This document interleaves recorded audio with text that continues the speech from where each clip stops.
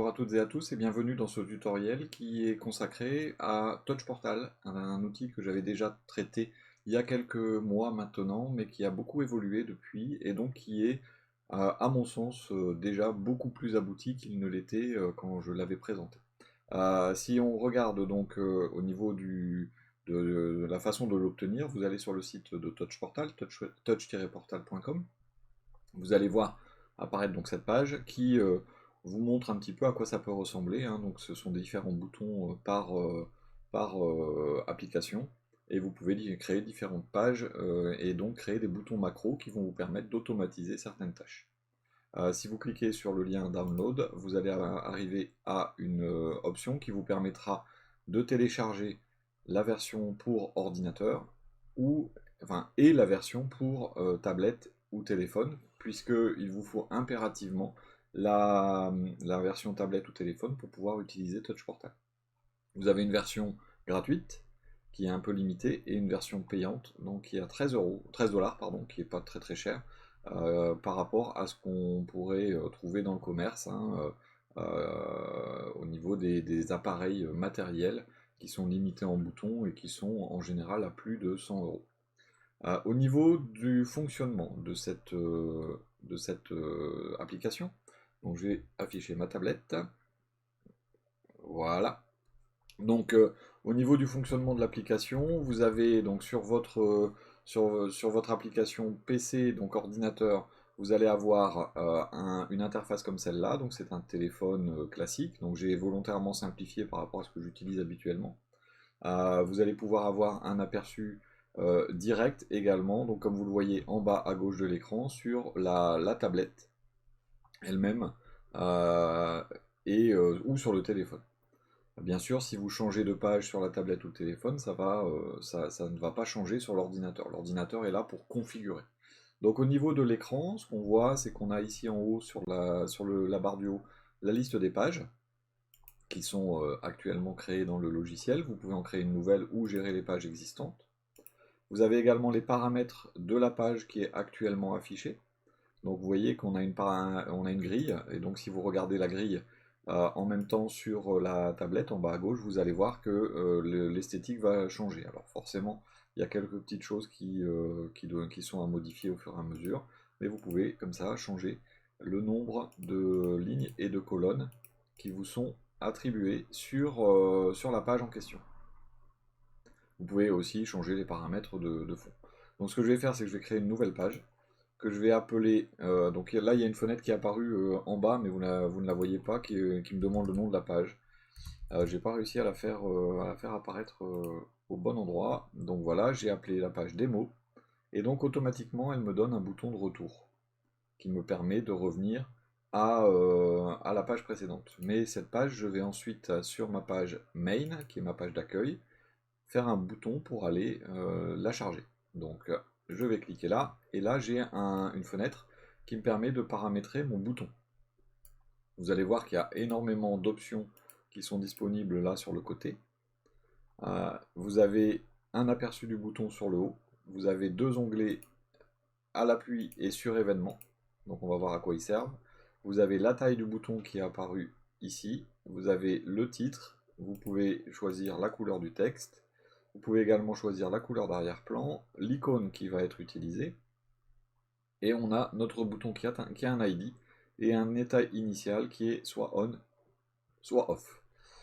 Donc imaginons que ce bouton, c'est même pas imaginons, on va le lier à notre page démo, et puis on va le faire, on va écrire démo, on va le faire en rouge par exemple. Donc déjà c'est un bouton qui va nous servir à une action qui est la navigation, et qui va nous servir à aller à une page. Donc là je prends aller à la page, et je choisis la page sur laquelle je veux aller, page démo. Ensuite, on va écrire démo. On l'écrit en blanc, on le centre horizontalement, verticalement, et puis ensuite on va choisir la couleur. Donc si on veut faire un rouge comme ça, on va enlever l'arrière-plan transparent, voilà, on peut choisir si on veut des coins arrondis ou pas, et on va pas mettre d'icône, on va l'enregistrer. Et automatiquement, vous l'avez vu en bas à gauche, vous avez vu le bouton apparaître sur ma tablette. Donc je peux aller sur la tablette directement. Vous avez vu peut-être que le bouton se secoue un petit peu, c'est moi qui ai mis l'effet hein, une fois qu'on va dessus. Et donc j'ai accès à la page qui s'appelle donc démo et qui a pour l'instant un seul bouton Go to Main. Ce bouton je n'aime pas, donc je voudrais mettre une icône dedans avec une flèche, comme je l'ai fait si vous regardez en bas à gauche, sur les autres pages. Vous voyez en haut à gauche j'ai un bouton qui me permet de revenir. Et bien là je voudrais le même bouton. Donc j'ai différentes solutions, je peux copier-coller le bouton, ou alors on va le faire ensemble. Je clique sur le bouton que je souhaite modifier. Donc c'est bien une navigation aller à la page main. Je vais enlever le texte qu'il y a dedans. Et je vais aller chercher une icône. Changer d'icône depuis un fichier. Donc il y a des packs d'icônes hein, qui existent. Vous voyez, si j'ouvre un pack d'icônes, voilà à quoi ça ressemble les packs d'icônes. Vous avez différentes icônes qui existent et il y a différents packs qui peuvent être installés. Donc là j'en ai pas installé, mais on peut installer, vous voyez, par un lien add pack directement d'autres icônes. Moi je vais changer depuis un fichier. Je vais aller chercher, vous voyez, j'ai un certain nombre d'icônes qui existent, que j'ai récupérées, qui sont bien sûr en libre. J'en ai créé quelques-unes, comme l'icône Symfony, l'icône SAS. Et donc vous avez comme ça toute une liste d'icônes qui existent. Et moi, ce que j'aime bien, c'est cette flèche flashback. Bien, je la mets. Je peux lui dire que l'icône fait la pleine taille. Pour éviter les problèmes, je vais enlever les coins arrondis et je vais également enlever l'arrière-plan transparent, comme ça si jamais ça venait à déborder ou une transparence sur une image ou autre. J'enregistre et j'ai donc sur ma tablette en bas à gauche, vous voyez que le bouton a changé également en instantané. Je vais également pouvoir, par exemple, si je souhaite créer un bouton qui va m'ouvrir une application, eh bien je peux cliquer sur le bouton et exécuter une application. Donc là, il faut aller choisir l'application et éventuellement mettre des options de ligne de commande. On peut exécuter un fichier batch, donc un script, exécuter un raccourci, on peut ouvrir un dossier, on peut même lancer PowerShell, donc vous pouvez même aller chercher un fichier PowerShell. On a également la possibilité d'ouvrir une URL. Donc tiens, si je veux ouvrir le site nouvelletechno.fr, eh bien je vais ici taper l'URL. Voilà. Je vais mettre par exemple Nouvelle Techno. Je pourrais mettre le logo, hein. Mais je vais aller mettre la couleur du logo.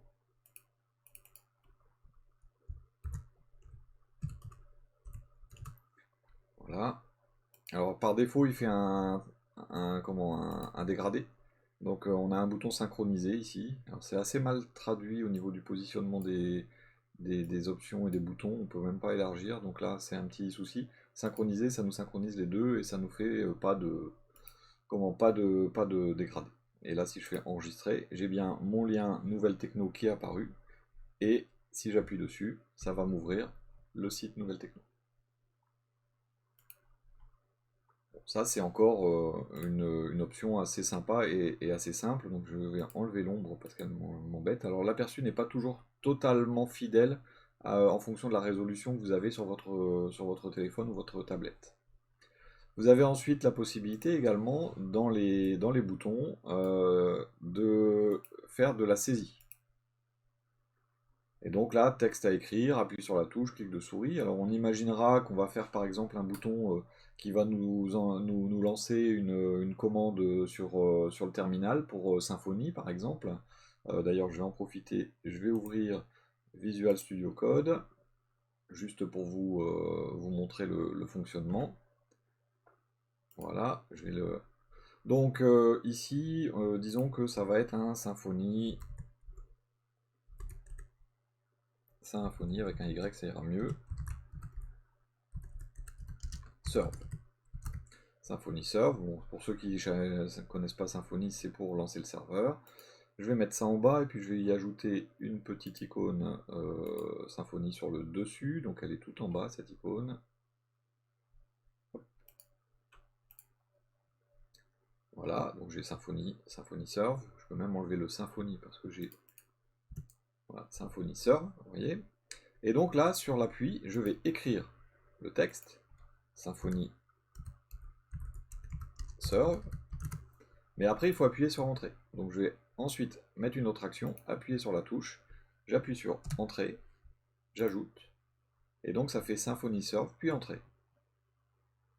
Si j'enregistre, voilà, bon, il me demande de donner les étoiles, je ne vais pas le faire tout de suite. Si j'enregistre, voilà mon bouton qui apparaît, et si jamais je vais donc sur Visual Studio Code, j'ouvre un terminal, peu importe, hein, la commande va échouer, mais c'est pas grave, c'est juste pour vous montrer. Donc sur le terminal, je vais avoir, hop, je vais mettre cette fenêtre ici, donc j'ai mon terminal qui est ici, et si j'appuie sur la touche, hop, ça me met Symfony Serve, et vous voyez, ça a lancé la commande. Donc c'est normal que ça ne marche pas là, en l'occurrence. Vous avez également la possibilité de changer l'état d'un bouton, et donc de dire par exemple si c'est un micro, d'ouvrir ou de fermer le micro. Alors là je ne vais pas le mettre en réel, parce que si je le mets en réel vous n'allez plus m'entendre quand je vais parler, mais je vais faire la démo, une simulation. Donc on va prendre un bouton, un bouton micro, celui-là par exemple qui va être éteint par défaut. Et ce bouton micro, quand je vais appuyer dessus, il va changer d'état. Il va prendre on et off. Vous voyez, l'état initial, c'est off. Et donc, quand j'appuie dessus, je veux pouvoir le passer à allumé, puis à éteint. Et donc là, on a de la logique. On a une zone logique qui me permet de faire des si, sinon. Je peux même faire des timers. Et donc, par exemple, je vais mettre un si. Si. Et donc là, on a plein d'options, hein, par exemple, OBS est en train d'enregistrer, ce qui est le cas, hein, ici. Donc on a également donc, Streamlabs, et on peut vérifier l'état de ce bouton. L'état de ce bouton est off, donc je peux mettre un sinon. Je vais mettre le else au milieu. Et donc s'il n'est pas off, il est on. Et dans ce cas-là, ce qu'on peut faire, c'est modifier l'état du bouton. Et donc on a une action qui est ici, changer l'état du bouton. Donc s'il est sur off, on va le mettre sur on. Et on va remettre une... changer l'état du bouton. Et là, on va le mettre sur on, off. Si il est sur off, on le met sur on. Sinon, on le met sur off. Bon, ok, mais ça fait quoi? Eh bien, ce que ça fait, c'est qu'on peut ensuite aller sur un événement et prendre l'événement qui est ici sur le côté au changement d'état du bouton. Quand on le change pour off, on va modifier le visuel, et on a une zone visuelle. On va changer le visuel du bouton. Et ce visuel du bouton, on va lui dire changer l'icône. Et on va lui dire mic on. Et donc là, quand l'état du bouton change pour on, on fait changer l'icône pour un bouton allumé. Si on remet un changement du bouton sur off, on va changer le visuel en mettant l'icône en éteint. Et donc là, on a deux changements. Quand l'état du bouton change pour on, on met le bouton allumé. Quand l'état du bouton change pour off, on met le bouton éteint. Et ça marche avec l'onglet on press. Si le bouton est sur off au moment où on appuie dessus, on le passe sur on, et inversement. Et là, si j'enregistre, je vais avoir mon bouton qui va apparaître aussi sur ma tablette, et regardez, si je vais appuyer dessus, il s'allume, et si je rappuie dessus, il s'éteint. Donc ça vous permet de le faire changer d'état. Alors bien sûr, il faudrait y mettre une action en plus, là par exemple, et dire sur Streamlabs OBS, on va activer ou désactiver l'audio. Et on dit par exemple, s'il est sur on, on met non muet sur mon micro. Et on reprend activer, désactiver l'audio. On met muet sur mon micro. Donc bien sûr, il faut le faire en même temps. D'ailleurs, je ne l'ai pas mis au bon endroit, donc ça me permet de vous montrer également ce qui se passe pour supprimer. Donc je fais delete en faisant un clic droit, delete en faisant un clic droit, et en fait c'est sur l'événement. On change le bouton et on change, on active ou on désactive l'audio à ce moment-là. Donc là par exemple, on le passe ici en muet et on choisit le micro. Alors, bien sûr, je ne vais pas vous le montrer là parce que sinon ça va couper mon micro. Voilà donc pour ce bouton-là, mais vous avez encore autre chose, c'est-à-dire que vous pouvez relier un bouton à un autre. Imaginons, je vais faire, là je vais le simuler avec un interrupteur, mais je pourrais imaginer, c'est d'ailleurs ce que je fais, quand j'appuie pour voir, alors je vais vous montrer l'écran, regardez en bas à gauche, sur mon écran qui est ici, quand j'appuie pour aller hop, sur ce bouton-là, donc le bouton outro, alors vous voyez pas ma souris, j'ai l'impression, non. Le bouton outro qui est complètement colonne de droite au milieu. Ce bouton-là, c'est quand je vous mets l'écran à la fin, qui permet donc je suis bête, j'aurais pu vous montrer ça directement d'ailleurs depuis la page qui est là, OBS. Donc ce bouton-là va en même temps mettre mon écran de fin, mais en plus va couper le micro. Et ça va en plus éteindre ce bouton-là. Donc on a la possibilité de lier les boutons. Alors ça je vais vous expliquer, je vais faire un bouton. Alors je vais copier-coller, je peux copier le bouton. Je vais le coller là. Ce qui me permet d'avoir déjà toute une partie de la logique pour le bouton, s'il est on-off. Et donc sur l'événement, donc déjà en icône par défaut, je vais mettre l'interrupteur éteint.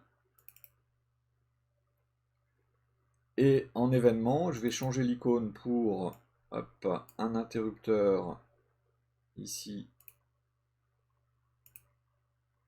Mince, j'ai pas regardé, c'est allumé. Voilà, et là c'est un interrupteur éteint. Donc ici, interrupteur éteint. Donc là, le bouton va se suffire à lui-même, il va fonctionner. Hein, je peux le mettre, vous voyez en bas à gauche, hein, je l'allume, je l'éteins. D'accord? Donc ça marche. Maintenant, ce que je voudrais, c'est que quand il s'allume, au moment où il s'allume, j'allume aussi le micro. Eh bien, dans ce cas-là, je peux aller chercher le bouton donc, du micro. J'ai un ID tout en bas. Je le copie. Donc je copie cet ID. Et je vais sur mon bouton, sur l'événement. Quand je l'allume ici, eh bien, vous allez pouvoir chercher donc l'action changer l'état du bouton par ID qui est ici.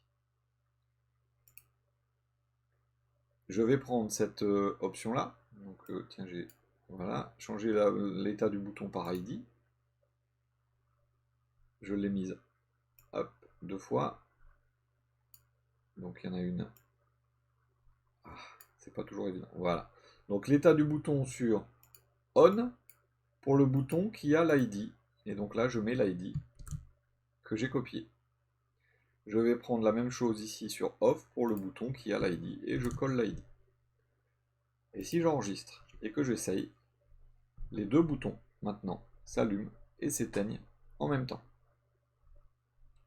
Et si j'avais changé, j'avais mis off ici et on là, eh bien les deux boutons sont maintenant inversés. Donc on a quand même pas mal de possibilités. Au niveau des possibilités hein, qui nous sont données, on a également donc, des utilitaires pour verrouiller et éteindre le PC si on le souhaite. Sur l'entrée, on a également la simulation de clic de souris. Donc on a un timer, si on le souhaite, on peut mettre un timer en millisecondes. On a également répéter, on peut répéter plusieurs fois. Ensuite, vous avez tout ce qui est HTTP, donc get, post, put, donc ce sont des requêtes HTTP que vous pouvez lancer. Je l'ai utilisé pour envoyer un message sur Discord, par exemple, depuis TouchPortal. Vous avez les fonctionnalités médias, donc qui sont plutôt liées à l'écoute ou à la visualisation de vidéo ou d'audio. Et ensuite, vous avez les logiciels de streaming, OBS, XSplit, Streamlabs, OBS. Vous pouvez publier sur Twitter.